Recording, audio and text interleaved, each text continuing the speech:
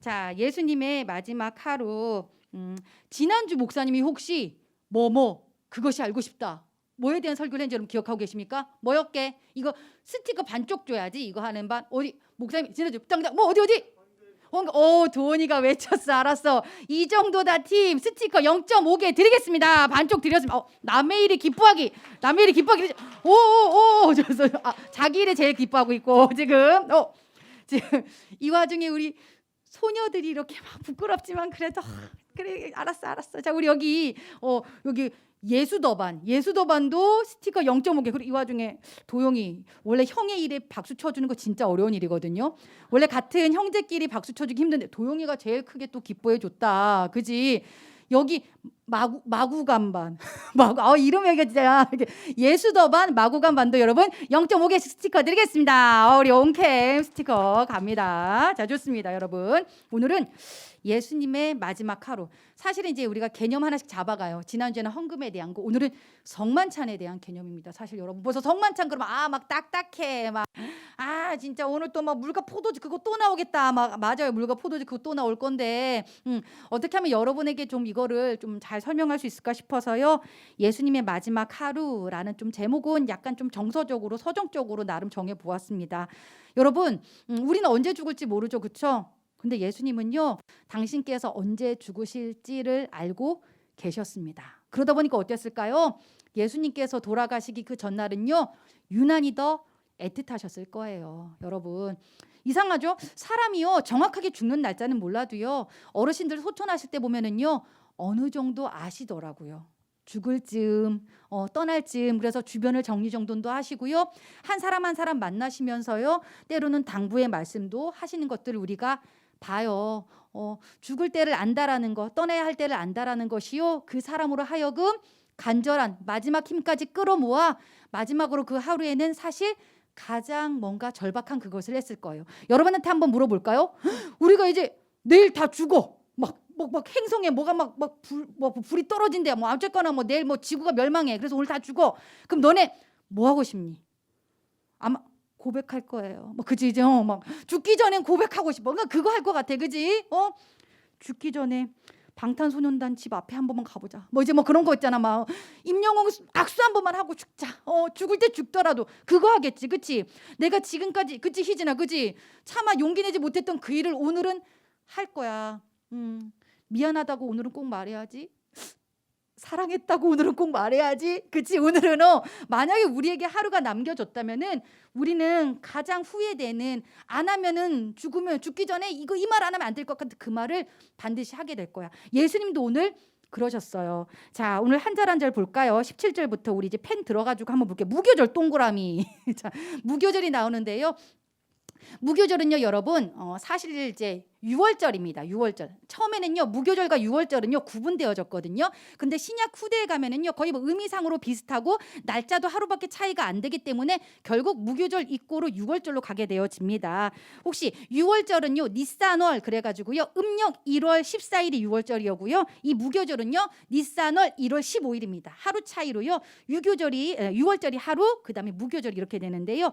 6월절과 무교절은 그 유래가 똑같습니다. 혹시 6월절 어린 양의 피로, 그 6월절이 이 절기가 어떤 사건에서 유래했는지 여러분 혹시 기억하고 계시나요? 혹시 기억하고 있을까요? 문설주에 그 어린 양의 피를 발랐던 애굽했던 사건 여러분 혹시 기억하고 계십니까? 바로 맞습니다. 그 우리 애굽에서 이스라엘 백성들이 노예로 고통을 당하며 살아가고 있잖아요. 그래서 하나님께서 민족의 지도자 모세를 세워가지고요 10가지 재앙을 막 이렇게 내리면서 하나님께서 결국 9가지 재앙까지도 바로의 왕의 마음이 강팍했으나 10가지 재앙, 10번째 재앙, 누구를 죽이는 재앙이었죠? 첫째 아들 두둥. 도원이 첫째 아들 두둥. 여기는 없으나 민준이 두둥. 첫째 아들 우리 현민이 두둥. 맞아, 그러고 보니까 다 첫째 아들이네. 이 첫째 아들 장자 준호 두둥. 맞아.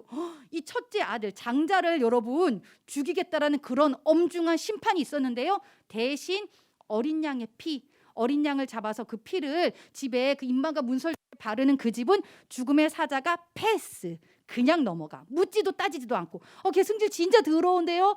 목사님 걔 진짜 죄 엄청 많은데. 아니, 묻지도 따지지도 않고 자격 따지지 않고 오직 뭐만 믿고 바르면, 어린 양의 피만 바르면 그냥 죽음의 사자가 패스했는데 뭐야? 이스라엘 백성들은 그 말을 굳게 믿고 다 진짜 그날에 어린 보혈을, 그 어린 양의 피를, 보혈을 막 바르죠. 그런데 바로 왕 애굽 사람들은 뭐야 쟤네 했는데 그날 밤에요 진짜 죽음의 사자가 쫙 지나면서요 애굽에 있는 모든 첫째 난 것들을 다 죽입니다. 사람뿐만 아니라 심지어 가축까지도요. 그날의 애국함이 엄청나게 심했다 그러죠. 그죠? 그래서 결국 바로 왕이 두 손 들고 그래 가라고 그랬는데 바로 왕의 성정을 아는 이스라엘 백성들이요 황급히 챙깁니다. 아주 빠르게 챙기는데요. 먹을 것을요 그 당시에요 막 분명히 이거 뭐 먹을 것도 제대로 챙기지 않아. 바로 왕 분명히 우리 죽이러 올 거야 알고서는요 밀가루 떡반죽을요 발효도 시키지 않고 그냥 떡반죽 채로 챙긴 거예요. 그래서 그걸 들고 여행자의 옷을 입고 그렇게 여러분 추울 애굽에서 홍해를 건너는 그 순간까지가 총 7일이 걸립니다. 그래서요 이 유월절과 무교절은요 추울 애굽에서 홍해를 무사히 건너게 까게 그 시간들 7일을 기념해서 지키는 절기가 바로 유월절 혹은 무교절이라 했던데요. 아까 잠시 전에 목사님이 얘기를 했었죠. 그 밀가루 떡반죽이 발효가 돼서 포슬포슬한 빵이 되어줘야 되는데 발효될 시간도 없이 급박하게 그 밀가루 떡반죽만 가지고 챙겨왔기 때문에 그걸 구워서 만든 빵이 무교병입니다. 무교병. 오늘 갑자기 뜬금없이 왜 목사님이 크래커를 나한테 하나씩 던져주나 하셨을 텐데요.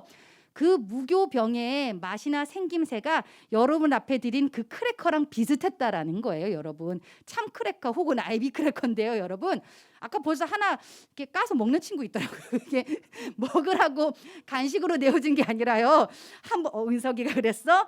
아니래 주머니에 있대. 부스럭부스럭 거리고 있어 지금. 그리고 그게요 아이비나 참크래커 보면은요 그게 조그마지만 그게 동그란 원형이에요. 30cm 지름의 동그란 원형에 조금 더 그거보다 바삭 탄 맛. 목사님이 이스라엘에서 그거 드셔본 분들한테 후기를 다 물어봤어요. 그랬더니 그 참크래커보다 좀 두툼하고 그것이 좀 더 탄 맛이 바로 무교병이라고 합니다. 여러분한테 그 무교병이 어떤 건지를 유월절을 기념하여 먹는 빵이 그거예요. 근데 우리 성만찬 때 카스테라 먹어서 무교병이 카스테라라고 착각하는 친구들이 있어서 그 무교병의 진실을 좀 알려드리고자 보여드린 거예요. 화려한 음식이 아니죠.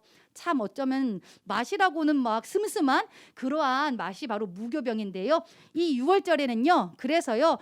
그 하나님께서 이스라엘 백성을 구원하여 주시고 그때의 그 감격과 그 은혜를 기념하기 위해서 이스라엘은 그날 이후로 항상 음력 1월 14일 15일쯤에 유월절과 무교절을 지켰다라는 겁니다.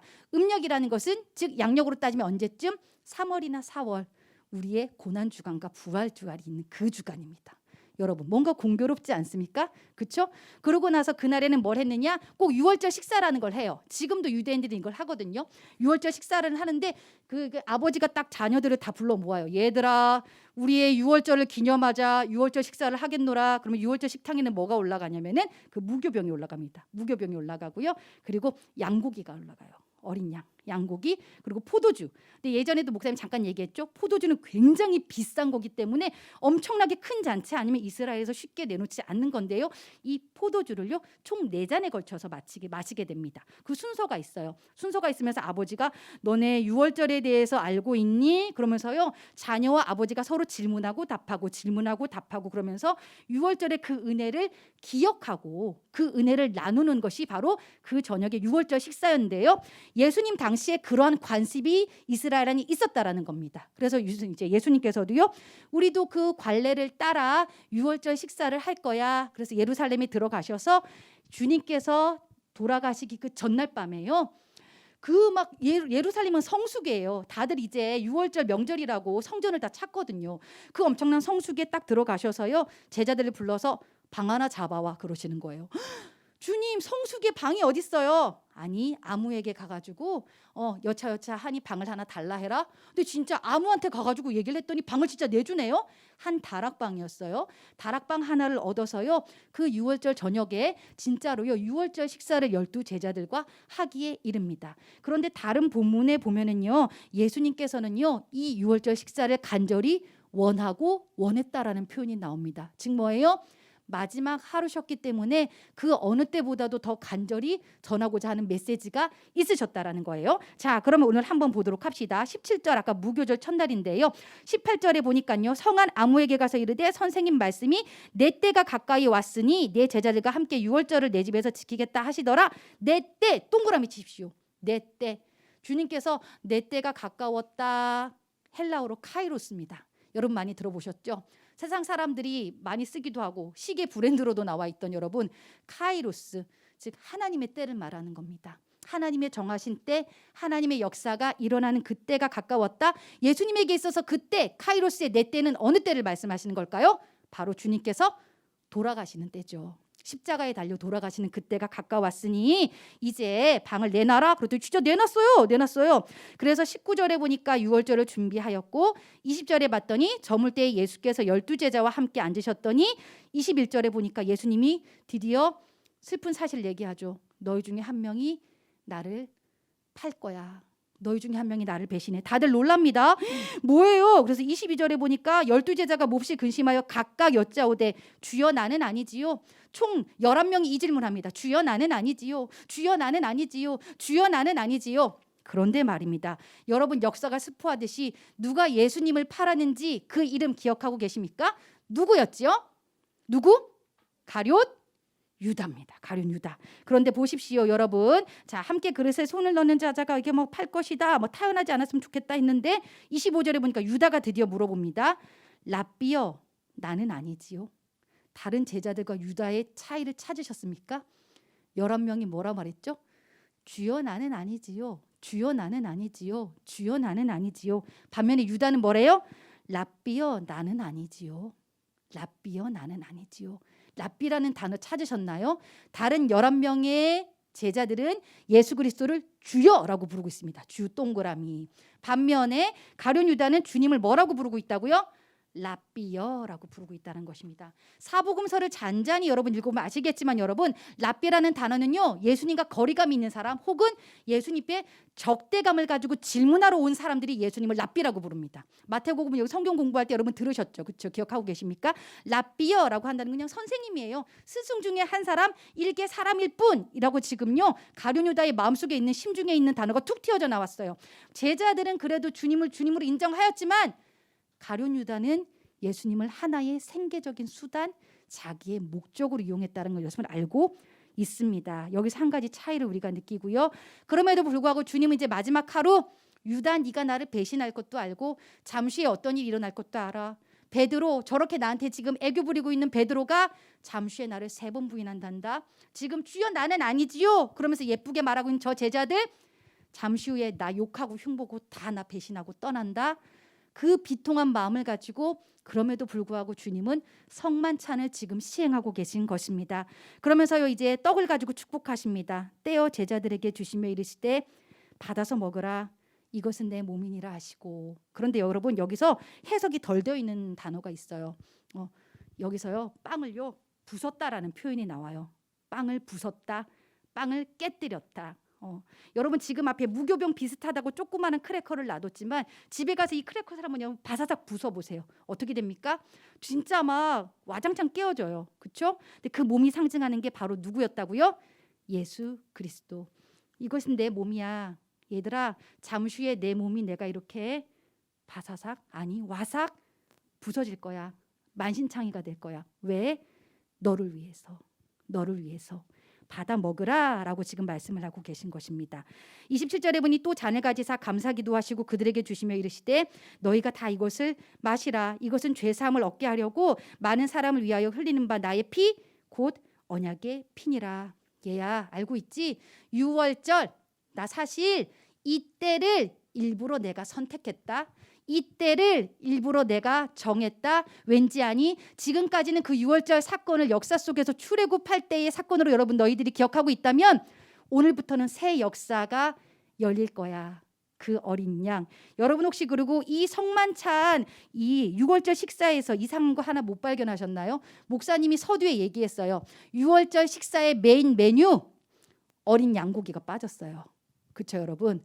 빵도 나오고 잔도 나오는데요. 그리고 이번에는 아까 말했지만 그 포도주를 4번에 걸쳐서 잔을 마신다 그랬잖아요. 여기 나오는 이 포도주 잔을 지금 받아 마시라라고 기록된 부분은 대략 6월절 식사의 클라이막스인 3번째 잔이었을 거예요. 3번째 잔을 남기시면 하지만 결국 이 안에서 양고기, 고기는 빠져 있네요. 즉 고기, 양이 상징하는 것은 누구였을까요? 예수 그리스도예요. 예수 그리스도. 6월절. 그리고 다른 본문에 보면 다 그 표현이 나와요, 여러분. 마가복음이나 누가복음에도 동일한 기사가 있거든요. 양을 잡는 6월절이라는 표현이 꼭 나와요. 양을 잡는 6월절. 양을 잡는 6월절. 왜 굳이 양을 잡는다라는 것을 강조했을까요? 상징이 있었겠죠. 예수님이 잡혀 돌아가시는 6월절이라는 거예요. 이제 과거에 그 어린 양이 구약 시대에는 진짜 어린 양이었다면 이제는 내가 널 위해서 죽을 거야. 내가 잡혀 죽을 거야. 이 6월절의 역사를 내가 새롭게 쓸 거야. 너를 대신해서 너의 죽음을 내가 막고자 너가 가진 상태나 조건이나 너가 어떤 죄인이든 뭐든 상관없이 내 피를 의지하면 내가 널 대신해서 흘린 이 피를 의지하면 너는 죽음으로부터 건짐을 받을 것이다. 내게로 와라. 나를 기억해라. 나를 기념해라. 그 사건이 바로 이 성만찬 사건이라는 것입니다. 그리고 나서는요. 이 성만찬 사건 이후로 주님께서는 난 다시는 이 땅에서 포도주 이제 안 마실 거다. 끝. 나중에 우리 새하늘과 새 땅이 열렸을 때에 내가 재림했을 때에 저 하늘나라에서 우리 같이 그때 포도주 잔치하자 얘들아. 아디오스. 마지막 인사한 거예요. 예수님이에요. 안녕 얘들아. 꼭 기억해줘. 간절히 우리에게 마지막 하루 동안 예수님의 그 모든 것을 쏟아부어 주시는데 제자들은 이때까지만 해도 어리둥절했겠죠. 왜 저렇게 비장하실까? 왜 저런 말씀을 자꾸 하시지? 뭔 주님의 몸이래. 자꾸 주님의 피래. 왜 저러시는 거야? 그런데도 불구하고요. 여기 행사가 있어요. 그렇게 식사가 끝나면은 할렐이다 해가지고요. 찬미하는 행사가 있었는데 30절 이에 그들이 찬미하고 감람산으로 나아가니라. 잡히시러 가시는 거죠. 주님은요. 제자들은 그냥 기도하러 갔을 거라 혹은 베다니로 갈 준비하실 거라 생각하셨겠지만 감람산 동그라미 이 감람산 올리브산이라고도 하죠. 예수님의 사역을 시작하셨던 곳입니다. 시작한 곳에서 이제 마무리 지으시는 거예요. 혹은 본격적인 이제 살리시는 그 구원사에 뛰어드시러 감람산으로 가시는 거예요. 주님께서요. 얘들아 나 죽으러 간다. 나 죽으러 간다. 그리고 오늘 본문에는 역시 나오지 아니었지만 여러분 누가복음 22장 19절 고린도전서 11장 24절에는요. 성만찬을 통해 나를 기념하라라고 이걸 밝히고 있어요. 나를 기념해. 너네 성만찬 참여하면서 날 기념해야 돼. 이 기념하라의 그 어원은요. 기억하라는 거예요. 나 기억해 줘야 돼. 성만찬 할 때 그냥 하면 안 돼. 빵 먹을 때 그리고 포도주 마실 때 얘들아 나를 기념해. 나를 기억해 줘라는 거예요. 근데 목사님 의문이 생기더라고요. 기억? 왜 저렇게 자꾸 기억하라 하시나? 그리고 사실 오늘 우리에게 주어진 교육부서의 전체 설교 제목도 기념하고 기억하라예요. 기념하고 기억하라. 기억하면 뭐가 달라지는데? 목사님이 계속 기억하라. 기억은 할 수 있는데 그래서 묵상을 해봤어요. 하나님 기억해서 뭐요? 그 다음에 우리가 뭘 어떻게 해야 되는데요? 자꾸 막 so what에 대한 부분들이 자꾸 생각이 나더라고요. 근데 이렇게 곰곰이 묵상해 봤는데요. 기억을 하면요 여러분 의식이 생기더라고요. 의식이 생겨요. 이게 어떤 말인가? 우리가 그래요. 세월호 사건 기억해 주세요. 그러죠. 정인이를 기억해요. 그러죠. 그럼 그걸 기억하면 어떻게 될까요? 정인이 사건 예로 들어볼까요? 정인이 잊지 않겠습니다. 그죠? 우리 잊지 말아야 돼요. 정말로 기억해야 되는 일이에요. 정인이 기억하자. 우리 이 사건 절대 잊지 말자 하고 딱 가다 보면은요. 옛날에 보이지 않던 것들이 여러분 보입니다. 아이들이 보이겠죠. 그렇죠? 난 초딩 진짜 싫어. 난 유딩 정말 나는 싫어. 막 지금 막 주위가 막 경험해 봤어요. 진짜 우리 집에도 초딩이 있어요. 막 그죠? 초딩 있는 싫어. 나 근데 어때요? 우리가 정인이 사건을 기억하다 보면은요. 이 초딩이든 유딩이든요. 보게 돼요. 쟤 뭐야? 왜 겨울인데 옷이 저렇게 얇지? 쟤 얼굴 왜 저러지? 쟤 봐봐. 뭔가 깡 말랐어. 쟤 왜 저렇게 너무 작지? 이런 게 보이게 되는 거죠. 이게 뭐예요? 의식이 생긴 거예요. 그렇죠? 내복 입고 돌아다녀 지금. 이 추운 날에 엄마도 없이 애가 선율이만한 애가 내복 입고 돌아다녀. 문제 있다. 의식이 생기죠. 예전에 난 이런 거 관심도 없었는데 어떤 특정한 사건에 대해서 기억을 하다 보면은요, 내가 의식이 생기고 의식이 변화가 되어지는 거예요. 난 초딩 싫어해서 초딩은 보호의 대상이야라고 나의 의식이 변화가 생겨지죠. 그렇죠? 그리고 나서는 이제 뭐 하게 될까요? 행동이 되는 거예요. 움직이게 되는 거예요. 신고하자. 엄마 찾아주자. 어떻게 된 거냐? 저 아이 어떻게 된 거냐? 그렇죠? 이것이 기억의 힘이에요. 기억을 하게 되면 의식이 생기고 의식이 변화가 일어나고 결국 그것이 삶으로 행동으로 이어지게 되어지는 것이에요. 주님께서 그래서 우리에게 기억하라고 말씀하신 거예요. 성만찬을 통해서 나를 기억해줘. 얘들아, 나를 꼭 기억해줘야 돼. 그러면 우리가 살면서도 주님을 기억하면은 어떠한 일이 일어나게 될까요? 의식이 생겨요. 그렇죠? 자, 보세요. 야, 어린 양 예수의 보혈로 이제 내 안에 무슨 문제가 해결되었어? 죄 문제가 해결됐어. 그렇지? 내가 아무리 내가 못되고 극악무도하고 내 삶이 엉망진창이고 보잘것없어도 주님이 그런 거 묻지도 따지도 않으셨고 나를 위해 죽으셨어. 나 그거 믿어. 주님의 보혈 힘입었어. 그러면은요, 내 죄 문제가 해결이 되어졌다라는 거예요. 죄송합니다 하고 나가면은요. 그렇죠? 그래서요, 죄 문제가 이제는 그때부터 어떻게 돼요? 다르게 보이죠. 의식이 생긴 거예요. 죄, 이거 죄인데 보여요. 옛날엔 죄인지도 몰랐는데요. 이 사실을 기억하다 보면은요, 이거 죄야. 이거 나쁜 거야. 죄 싫어. 멀리 해야겠네. 의식이 생기고 내 안에 의식의 변화가 생겨요. 그렇죠? 이렇게 말씀 듣고 나면은요, 여러분 함부로 가서 평소 게임 6시간 하던 것도 한 5시간 한 50분 하게 되잖아요. 그죠? 10분은 줄이게 되지 않나요? 나름의 의식의 변화가 조금은 생기지 않을까요? 그렇죠? 그리고 막 열심히 기도하고 가면은 막 거센 소리 된 소리 내가 욕을 1시간 할 수 있는 친구면 1분은 덜 할 거 아니에요.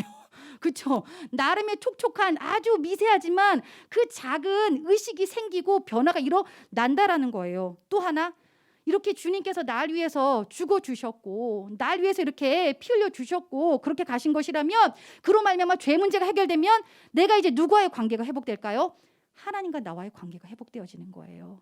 깨어졌던 멀어졌던 정말로 아담과 하와처럼 그 풀숲에 숨어서 웅크려졌던 나의 관계가 주님 때문에 죄 문제가 해결되고 다시 하나님께로 나아갈 수 있는 회복의 관계로 변화된 거예요. 그럼 뭐예요? 나는 이제 하나님의 자녀예요. 이 의식이 생기죠. 맞다. 막 아담 하와가 죄 지었을 때는 하나님 앞에 부끄러워서 못 나가잖아. 내가 부끄러워요. 내 모습이 초라해요. 내가 죄 지었어요. 나 못 가요 이러는데요. 죄 문제를 해결해 주면은요, 그거 확 다 걷어버린다라는 거예요. 확 다 걸어버리고 난 하나님의 자녀야. 막 떳떳해질 수 있는 거예요. 여러분 어때요? 남의 집에 가면 여러분 뭐 주세요 말하기가 조금 부끄럽죠. 근데 엄마 아빠가 어떻게 해요? 막 이거 내놔, 막 저거 내놔, 막 당당하게 소리 지르잖아요. 그렇죠? 그럼 뭐 아무거나 다 해. 이것이 자녀의 특권이거든요. 뿐만 아니라 어때요? 나는 이제 하나님의 자부심이다라는 생각이 들게 되는 거예요.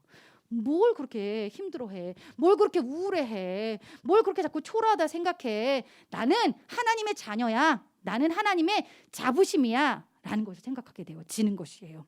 우리 지금 올라갔지만 호준이가 그때 막 인스타에 그런 글을 남겨놨다고. 나는 조선의 자부심이다. 뭐 이런 걸 옮겨놨더라고요. 나는 네가 조선의 자부심이면 우리 모두는 하나님의 자부심이다. 라는 마음이 좀 들더라고요. 나는 하나님의 자부심이다. 이렇게 의식이 생겨요. 그러고 나면 이 의식들이 이제는 어떠한 행동으로 달라지게 될까요? 하나님의 자녀답게 사는 삶으로 나타나게 되겠죠. 삶으로요. 그래서 어때요? 죄를 싫어하는 생각으로 끝나는 게 아니라 진짜로 끊어지는 단계까지 나아가게 되는 거예요. 진짜로 돌이킬 수 있는 마음까지도 나아갈 수 있게 되어지는 거예요. 또 넘어져요? 그럼 또 일어나면 돼요. 넘어졌다고요? 또 일어나면 되는 거예요. 예전에는 일어나고 싶다는 생각조차도 못했던 내가 이젠 일어나는 거예요. 이제는 당당하게 나아가는 거예요. 또 하나, 나는 하나님의 자녀야 라는 생각이 회복되어지면 어떻게 되는 거예요, 여러분? 그냥 이 세상의 모든 문화가 지금 급을 나눠서요, 비교하는 문화가 아주 딱지딱지 배어져 있어요. 유치원에서도요, 이 비교하는 문화 딱지딱지 붙어 있고요. 심지어 태어난 지 걷지도 못하는 애기들이요, 소아청소년과만 가도 벌써 얘네들까지 누가 더 키 크나 보자. 그죠, 여러분? 그죠? 그리고 여러분, 영유아 검진 검사를 가면 상위 몇 프로. 저는 그 말이 너무 싫더라고요. 얘는 상위 몇 프로예요. 벌써 이 키도 비교하고 성적도 비교하고 뭐 하는 게 모든 문화가 그리고 우리 선율이 막 친구들하고 노는데 벌써 친구들이 그런 얘기 하더라고요. 내 집엔 이거 있니? 나는 뭐 이렇게 뭐 우리 집엔 이거 있는데 뭐 이런 얘기. 그렇죠? 그리고 나는 어디 여행 갔다 와 봤는데 너는 못 가봤지? 벌써 어때요?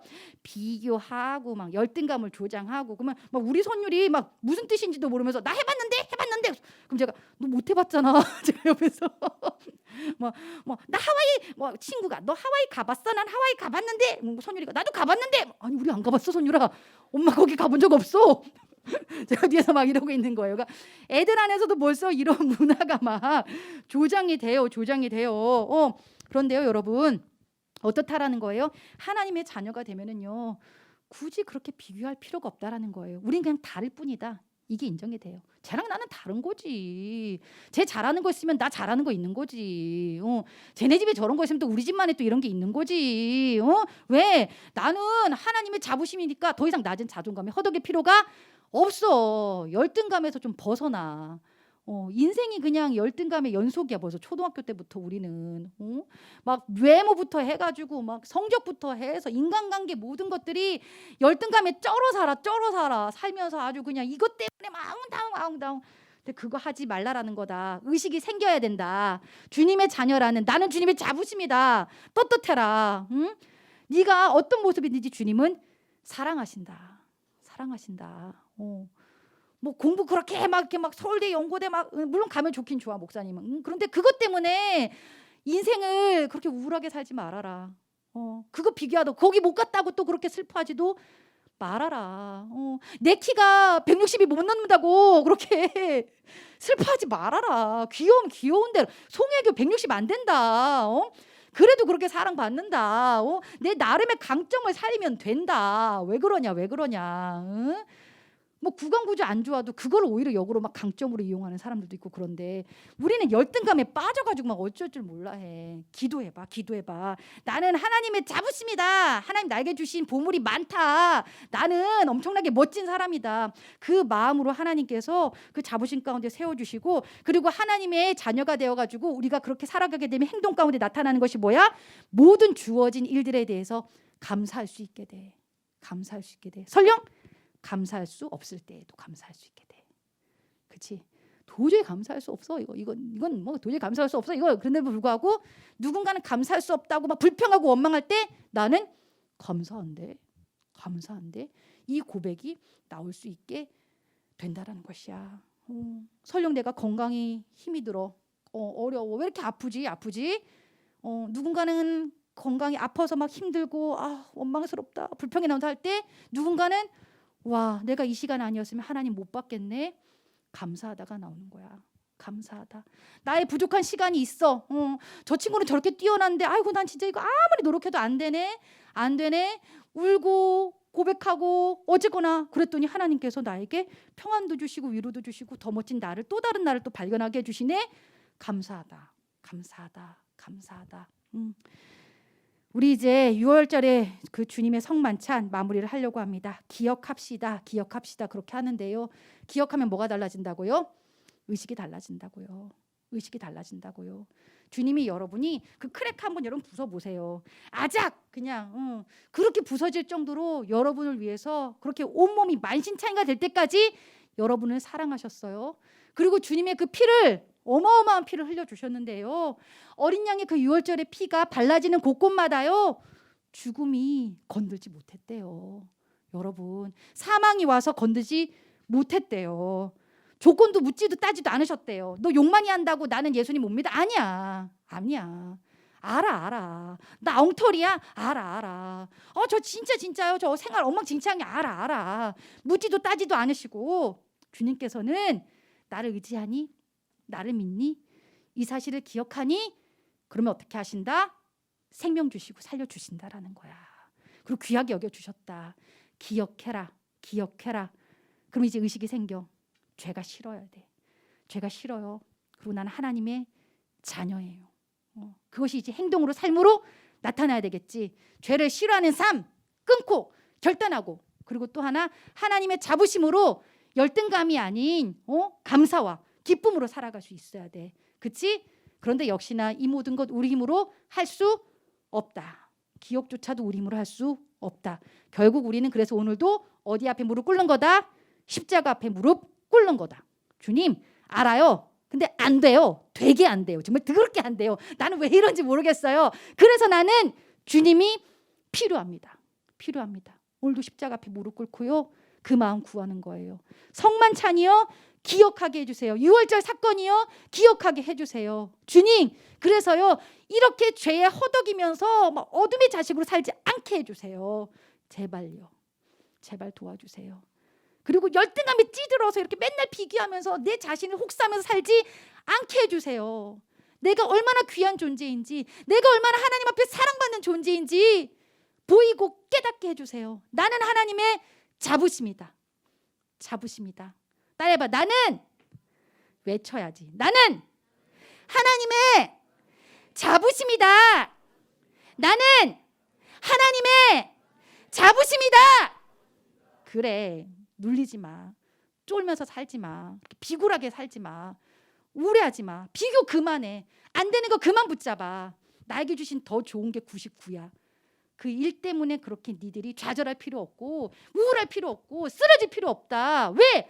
하나님이 이 일을 해주셨다. 6월절 성만찬은 그 사건이다. 내가 너를 위해 이러했다.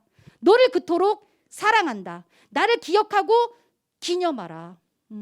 의식이 조금이라도 생기고 있나요? 더 이상 그렇게 우울하게 살지 말자. 찌질하게 살지 말자. 죄 가운데 빠져서 그러지 말자. 일어나자. 또 쓰러지겠지? 또 일어나자. 또 쓰러져? 또 일어나자. 주님 앞에 나아가자. 나아가자. 오늘도 그 은혜를 누리며 살아가는 주님의 그 성만찬 사건을 기억하는 우리가 되어지기를 주님의 이름으로 축복합니다. 이 시간 잠깐 기도하겠습니다, 여러분.